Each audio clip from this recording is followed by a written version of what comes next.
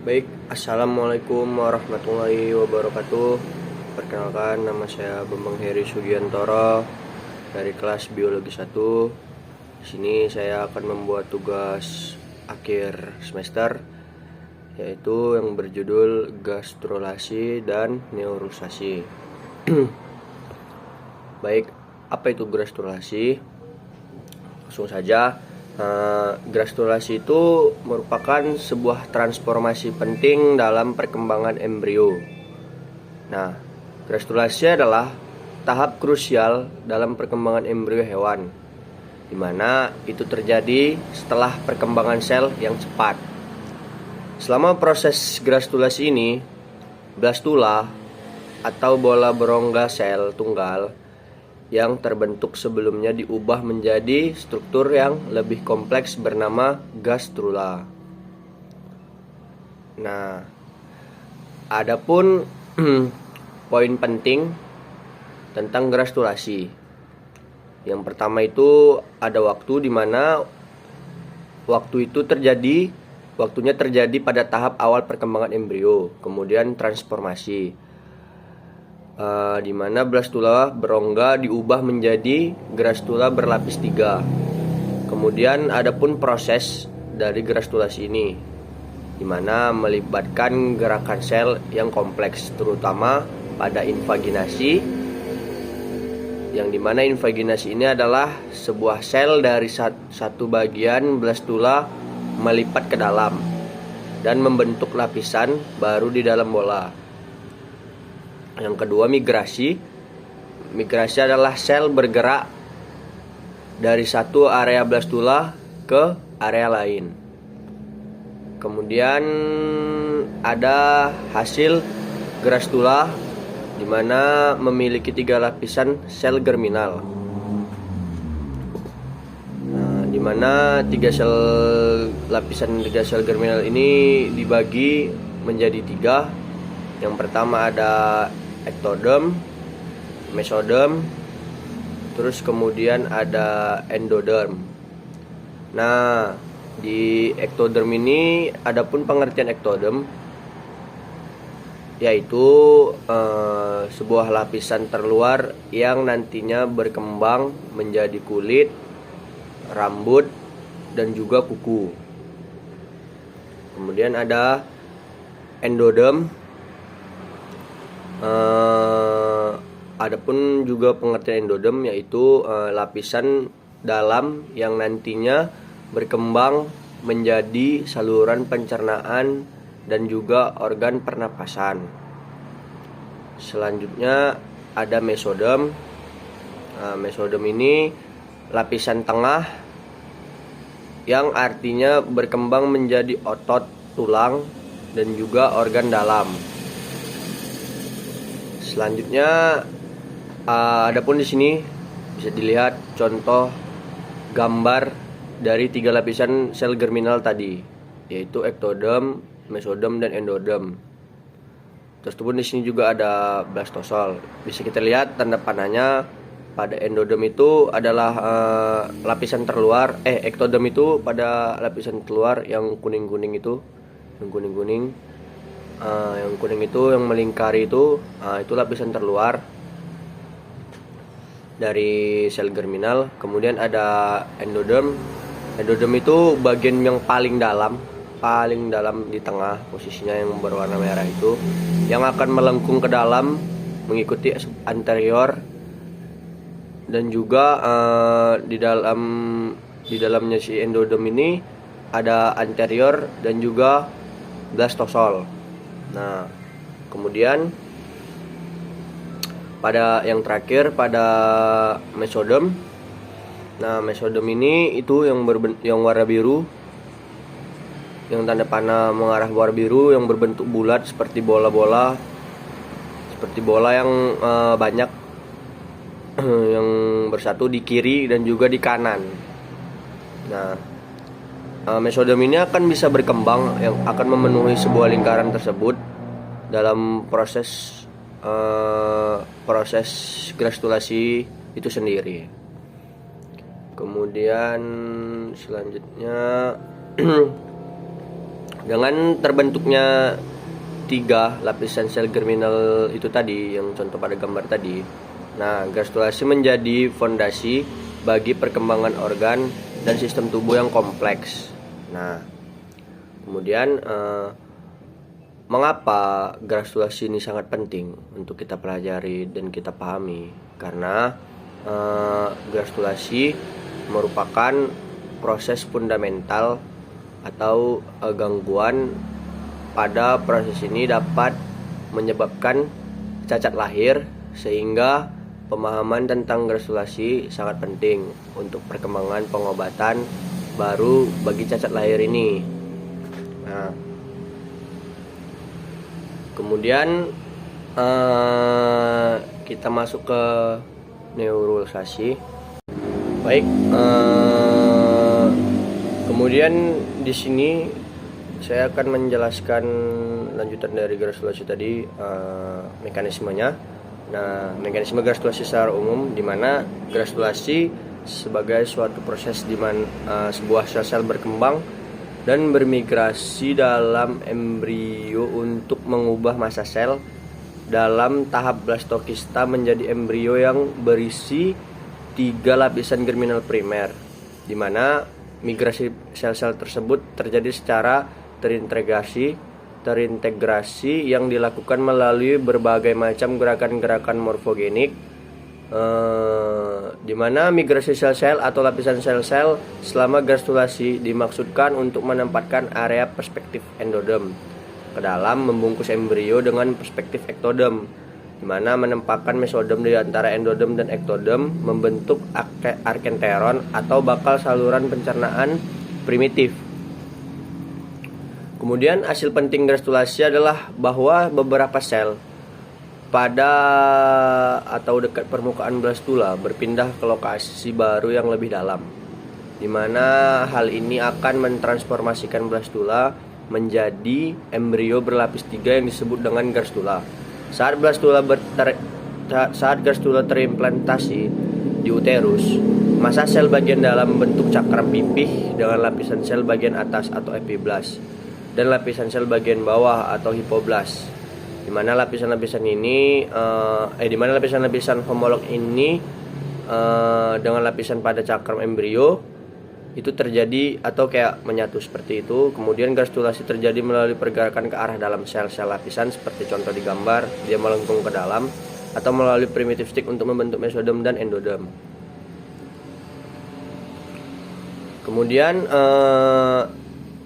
di sini saya akan menjelaskan lagi juga tentang mekanisme seluler dalam proses gastrulasi embrio hewan, di mana penataan dan pergerakan sel yang terjadi dari bentuk blastula menjadi gastrula melibatkan mekanisme seluler. Di antaranya itu ada 3. Pertama, perubahan dalam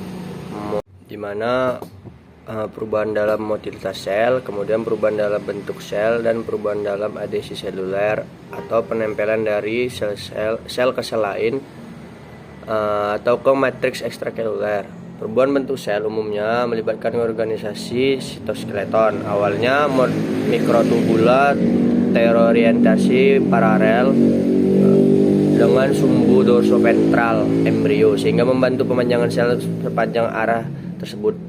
Pada ujung dorsal masing-masing sel terdapat susunan paralel filamen aktin yang terorientasi menyilang. Filamen tersebut berkontraksi yang menyebabkan sel berbentuk baji atau weight gain sehingga memaksa lapisan ektoderm melengkung ke arah dalam atau invaginasi. Selanjutnya adhesi sel glikoprotein dalam matriks ekstraseluler, misalnya fibronektin, menghubungkan sel-sel yang bermigrasi sehingga sel-sel tersebut mencapai tujuan. Adapun faktor yang berperan dalam migrasi tersebut adalah glikoprotein yang disebut molekul adhesi sel yang terdapat pada permukaan sel.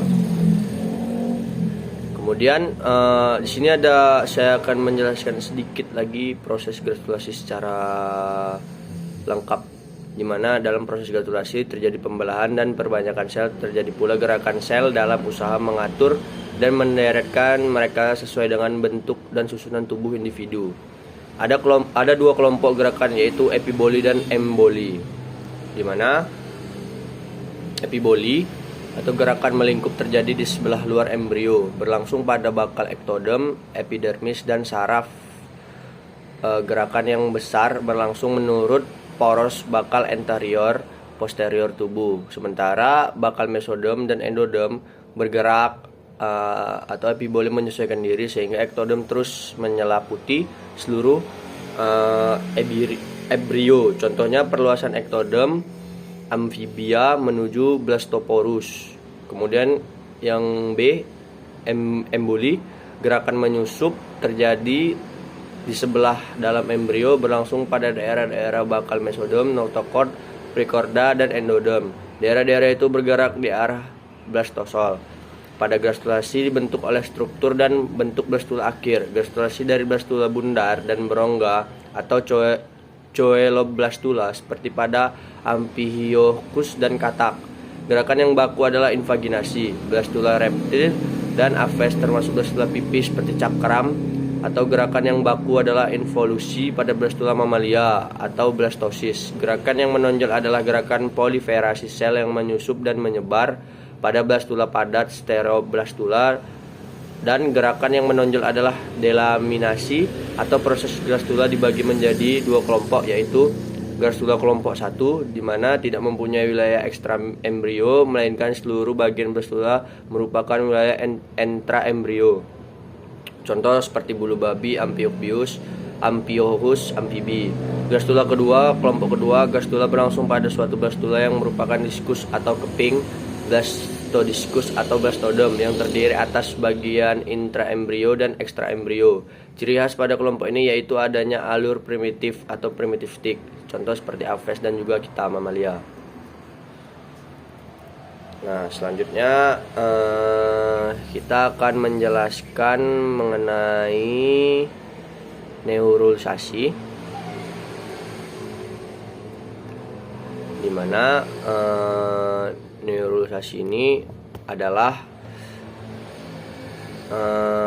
sebuah kelahiran sistem saraf, di mana proses ajaib yang terjadi pada embrio awal menandai terbentuknya sistem saraf pusat termasuk otak dan sumsum tulang belakang. Kemudian di sini kita akan menjelaskan sedikit tentang proses neuralisasi.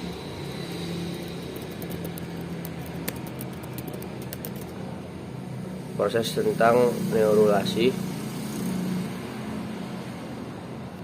di mana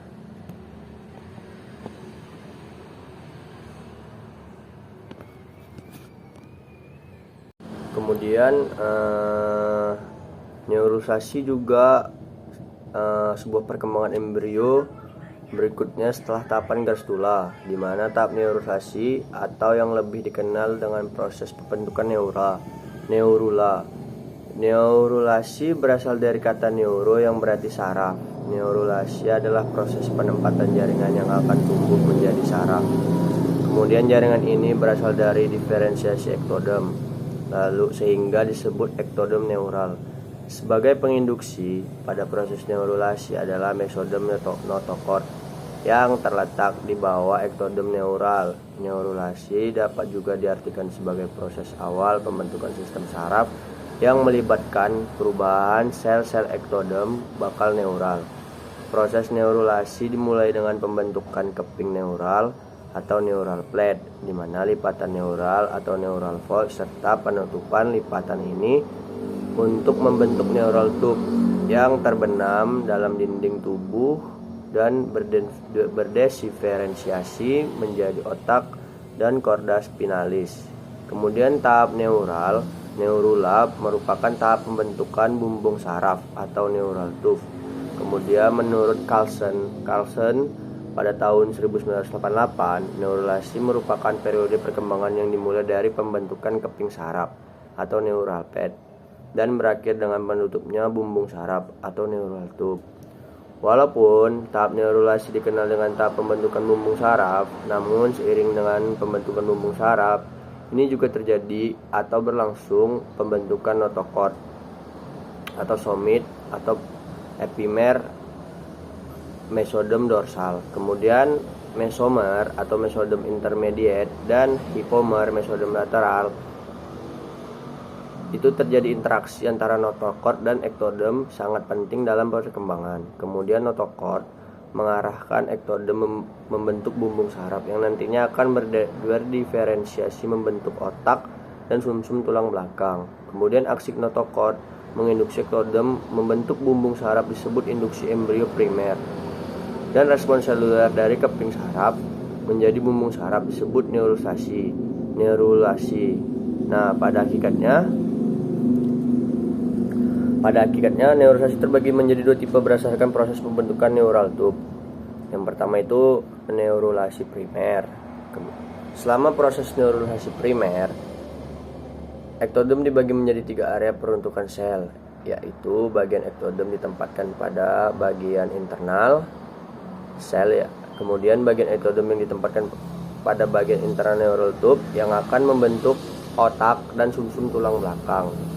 Kemudian bagian ektodem yang diposisikan eksternal untuk membentuk epidermis kulit atau dorsal root ganglia. Dorsal root ganglia akan menghubungkan tabung saraf dan epidermis. Kemudian bermigrasi untuk membentuk perifer neuron dan glia, sel-sel pigmen kulit dan beberapa jenis lain. Kemudian proses neuralisasi primer pada amfibi, reptil, burung, dan kita mamalia hampir sama. Tidak lama setelah neural plate terbentuk, bagian tepi menebal. Kemudian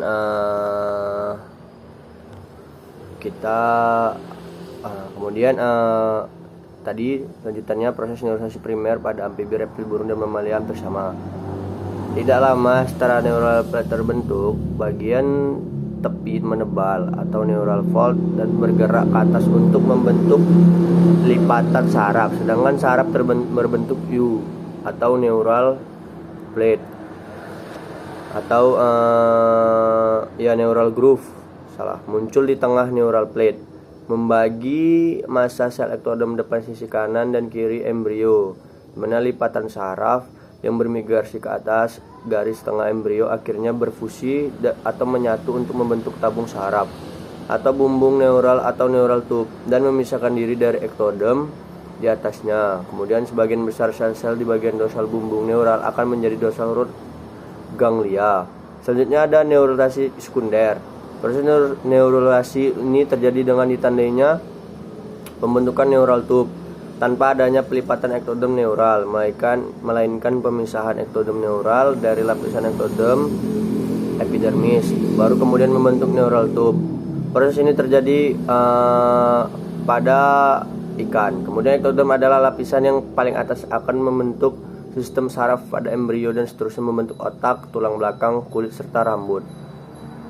Berdasarkan perkembangannya, proses neuralisasi dibagi menjadi beberapa tahapan, mana pembentukan neural plate setelah fase granulasi selesai, kemudian perkembangan embrio dilanjutkan dengan fase neuralisasi pada tahap awal notochord atau sumbum primitif embrio dan bakal tempat kolumna vertebralis menginduksi ektodem yang berada di atasnya. Sel-sel ektodem berubah menjadi panjang dan tebal daripada sel di sekitarnya atau disebut juga dengan proses proliferasi.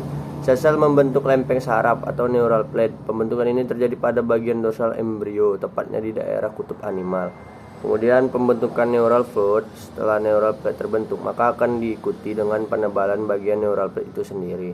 Karena pertumbuhan dan perbanyakan sel ektodem epidermis lebih cepat dibandingkan dengan pertumbuhan ektodem neural, mengakibatkan lapisan neural plate menjadi tertekan dan mengalami pelekukan ke bagian dalam atau invaginasi. Bagian pelekukan inilah yang disebut dengan neural fold.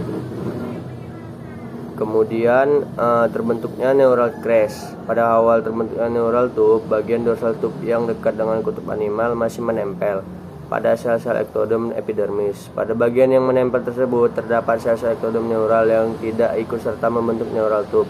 Sel-sel inilah yang dimaksud dengan sel-sel neural crest. Pada saat pembentukan tabung saraf atau neural tube, sel-sel neural crest akan terpisah dan akan bermigrasi menjauh dari ektodem neural. Neural crest akan bermigrasi sepanjang bawah ektodem atau epidermin dan kemudian berdiferensiasi menjadi sel-sel ganglia, spinalis, dan otot otonom.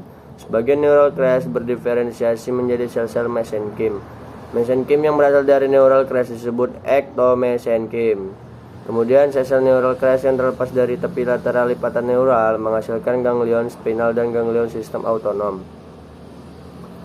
serta jumlah sel lainnya. Kemudian mesodem paraksial yang paling dekat dengan notochord dan neural tube yang sedang berkembang terjadi berdiferensiasi untuk membentuk pasangan blok atau somit. Somit pertama muncul pada hari ke-20. Terdapat sekitar 30 pasang somit. Pada hari ke-30 yang meningkat menjadi total 44 pasangan. Kemudian somit berdiferensiasi menjadi sklerotom, miotom, dan dermatom yang masing-masing menghasilkan tulang rangka, sumbu otot rangka, dan dermis kulit. Kemudian balik lagi menurut Carlson tahun 1986, seperti sistem induktif yang lain, jaringan induktor dan jaringan responding sangat penting keberadaannya pada tempat dan waktu yang tepat. Kemudian tanpa kehadiran notochord, sel ektodem tidak membentuk jaringan neural, tetapi melanjutkan diferensiasi membentuk ektodem kulit atau